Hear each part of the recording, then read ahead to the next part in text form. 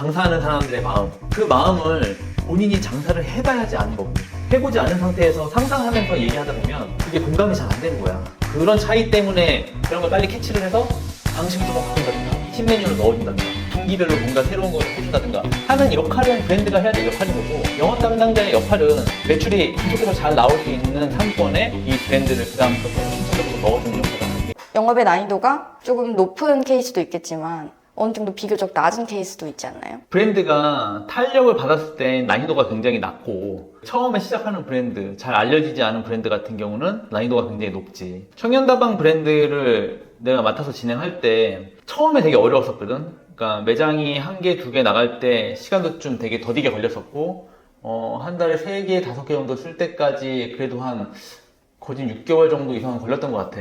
그러다가 100호점, 150호점, 200호점 정도 이제 갈 때쯤 되니까 보통 평균적으로 5개에서 10개 정도씩은 이제 계약이 계속 이루어졌었거든. 한 달에. 교육 일정이 맞지 않는다고 조금만 이제 천천히 계약을 진행하면 안 되겠냐고 막 얘기도 나올 정도로 속도가 붙기 시작했었어. 그 당시에 이제 대표님이 어떻게 해서 이렇게 계약이 많이 나오냐라고 막 물어보셨었거든. 근데 사실은 그때 내가 했던 얘기가, 지금 상황에서는 제가 영업을 하지 않고 영업을 한 번도 해보지 않은 사람을 데려다 놓고 시킨다고 해도 이 정도 그냥 계약은 나올 것 같다. 왜냐하면 그분들은 매장을 이용해보고 그 잘 되는 거 보고, 그리고 그냥 아예 마음을 먹고 문의를 하는 거기 때문에 이 브랜드가 궁금하고 매출이 잘 나올 것 같고 생각하고 문의를 하는 시점이 아니었거든. 그럴 때는 사실 난이도가 굉장히 낮지. 아무나 해도 계약을 쓸 수 있는 그런 타이밍이라고 볼 수 있어. 설득하는 시간 자체가 완전 짧겠네요. 거의 얼굴을 보지 않고 계약한 케이스도 많았어. 전화 오면 여기 매장 있는데 여기서 하고 싶어요 해요.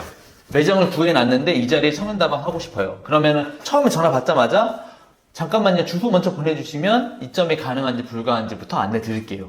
딱 이런 타이밍이었거든. 이런 타이밍에는 영업 담당자의 역할이 사실 크질 않아. 근데 그 전에 이제 쌓아왔으니까 이게 터지는 거거든. 그래도 잘하는 사람하고 못하는 사람하고 그 결과는 항상 나뉘더라고. 막 브랜드가 막 잘 되기 시작하면 누가 영업을 해도 계약이 비슷할 것 같다라고 생각이 들긴 했는데, 진짜 잘하는 사람들은 거기서도 정말 2배, 3배 역할을 하더라고. 계약을 누구나 할 수는 있어도 그렇지.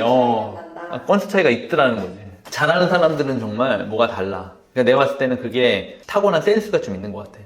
그리고 경험치, 인생을 어떻게 살았는지, 어떤 경험을 가지고 있는지, 장사를 해봤는지, 이런 부분들이 되게 중요한 것 같아. 그 상담하는 사람들의 그 마음, 장사하는 사람들의 마음, 그 마음을 본인이 장사를 해봐야지 아는 거거든. 해보지 않은 상태에서 상상하면서 얘기하다 보면 그게 공감이 잘 안 되는 거야. 그런 차이 때문에 계약 성사율이 차이가 있는 것 같아. 그럼 청년다방이 그 정도 이제 탄력받는 시기가 되기 전에 쌓아오는 게 되게 중요했다고 하셨잖아요.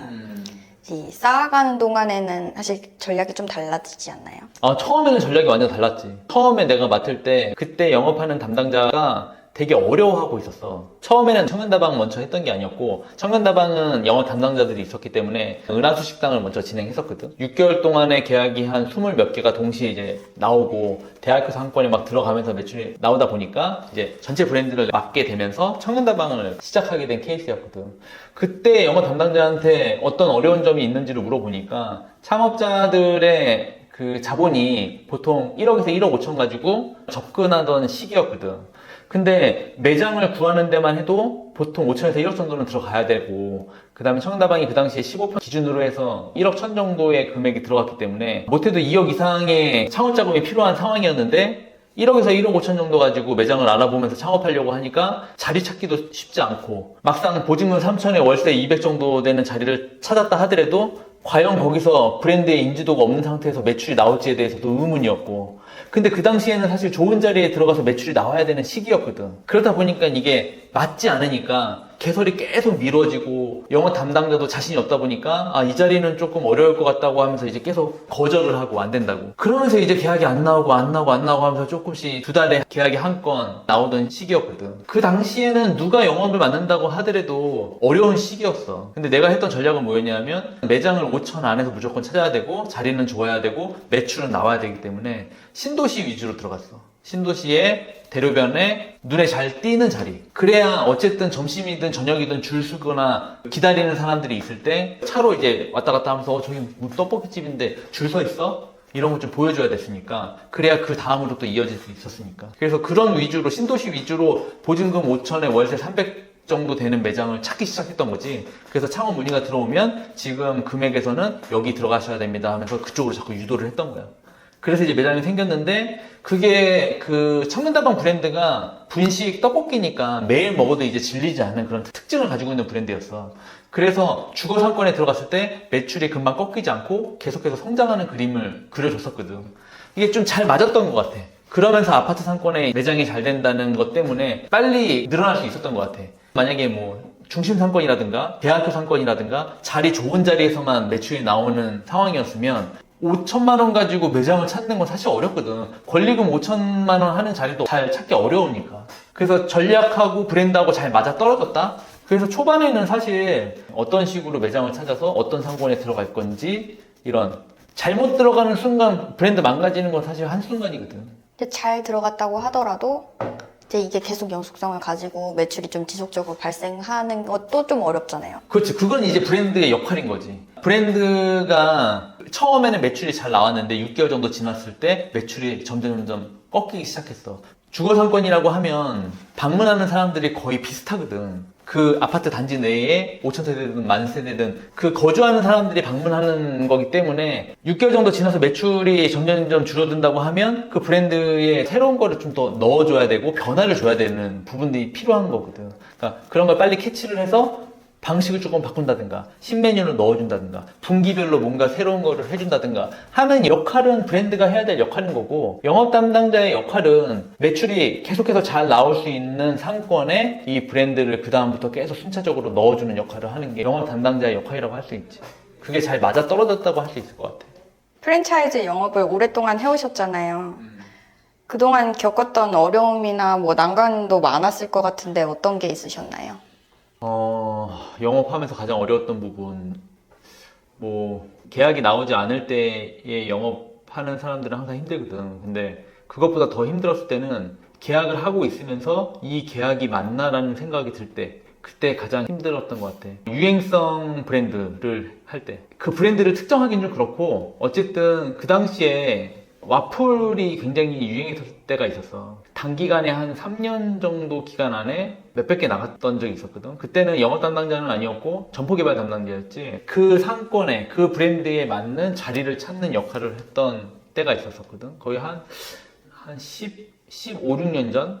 그때는 상권에 이 브랜드가 잘 맞는 자리만 매칭하면 되는 거니까 큰 어려움 없이 자리만 열심히 찾으면서 한 2년 정도 굉장히 열심히 했던 것 같고, 그 이후에 이런 유행하는 브랜드를 해본 적이 있었거든. 예를 들면은 최근에 이제 탕후루라든가 뭐 대만 카스테라 그런 브랜드들이 단기간에 막 100개, 200개씩만 나가다가 순식간에 다 없어지는 그런 브랜드들 있잖아.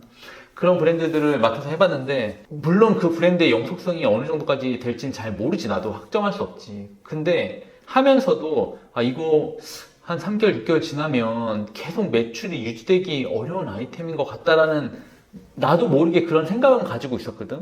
근데 실제로 한두 달 정도 오픈빨이 끝나고 나면 매출이 꺾이는 속도가 너무 빨리 꺾이는 거야.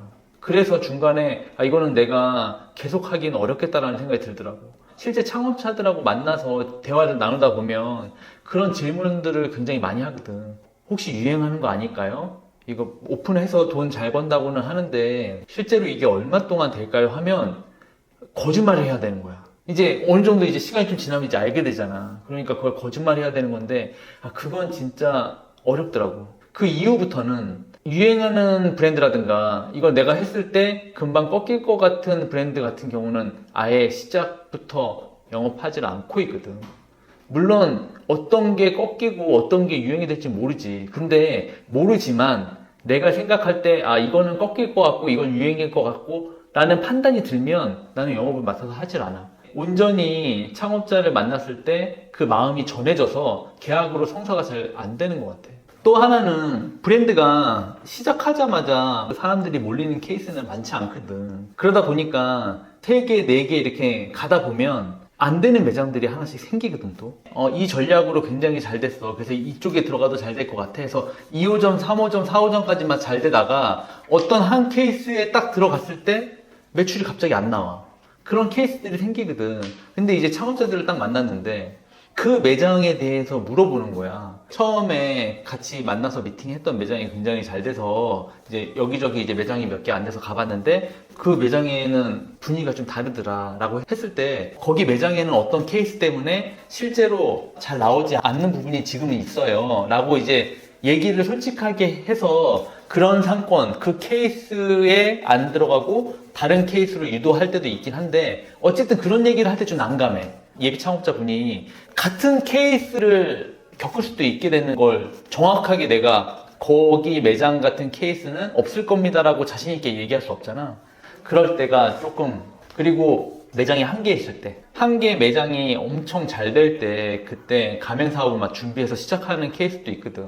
가장 많이 물어보지. 거기 매장은 워낙 자리가 좋고 안테나 매장이라서 잘 되는 거 아니겠느냐. 월세도 그 정도, 월세에서 그 정도 매출이면 수익성이 그렇게까지 좋은 건 아닌데 어디에서나 다 통할지 장담할 수 있겠느냐. 이런 얘기로 흘러가거든. 그렇게까지 얘기하진 않겠지만 내가 여기다 하려고 하는데 1호점처럼 여기가 잘 될까요? 라고 물어보면 당연히 여기에 대한 그 데이터를 가지고 설명은 막 하지만 아직까지는 데이터가 좀 부족한 상황이기 때문에 확실하게 내가 진짜 100% 자신 있게 설득하기에는 좀 데이터상으로 좀 부족한 부분이 있다. 데이터가 아직은 조금 부족한 시기라고 할지라도 어느 정도 브랜드에 대해서 확신이 있으면 좀 더 진정성 있게 얘기를 할 수 있을 텐데. 그렇지. 아직 100% 확신이 없는 거지. 영업하는 사람이 이 브랜드를 보고 잘 되는 것까지는 알겠는데 어디에서나 전국적으로 통할 수 있는 아이템인지 아니면 전국의 한 핫플레이스 정도에서만 통할 아이템인지에 대한 판단이 처음에 잘 서지 않을 때 그때 자신 있게 이 브랜드에 대해서 여기에도 들어가 보자, 여기에 들어가 보자라고 얘기하기가 다양한 상권의 직영점을 먼저 테스트를 해봐야 되는 게 나는 맞다고 생각하거든. 프랜차이즈를 하려고 하면. 데이터가 부족해서 100% 확신할 수 없을 때는 어떤 식으로 접근을 해야 될까요? 매장이 한 개 있으면 거기에 데이터가 있을 거잖아. 거기서 우리가 표현할 수 있는 그 시그니처, 장점, 기회 의도, 그 다음에 경쟁력 이런 부분들을 최대한 많이 어필하겠지. 창업자들이 물어보는 그 범위 안에서 여러 케이스들을 만나다 보면 돌발 질문들이 항상 생기거든. 그 질문들에 대해서 내가 확실하게 궁금증을 해결해주지 못했다고 생각이 들면 그 부분을 체크를 해놔. 이 부분에 대해서 해결이 될 때까지 이 브랜드의 리더하고 충분한 대화를 통해서 다음에 만났을 때 그런 질문에 대해서 어떤 식으로 얘기해야 될지, 그리고 실제 부족한 부분은 현장에서 해결할 수 있는 방안을 구체적으로 얘기를 해서 그 부분을 보완하려고 하지. 보완하면서 이제 가다 보면 점점 브랜드가 완벽해지는 단계로 가는 거거든. 근데 모든 브랜드가 다 그 과정을 겪을 수밖에 없다고 생각해. 그래도 투자 가치가 있다고 설득할 수 있는 포인트가 좀 확실해야 한다는 말씀이시죠? 그렇지.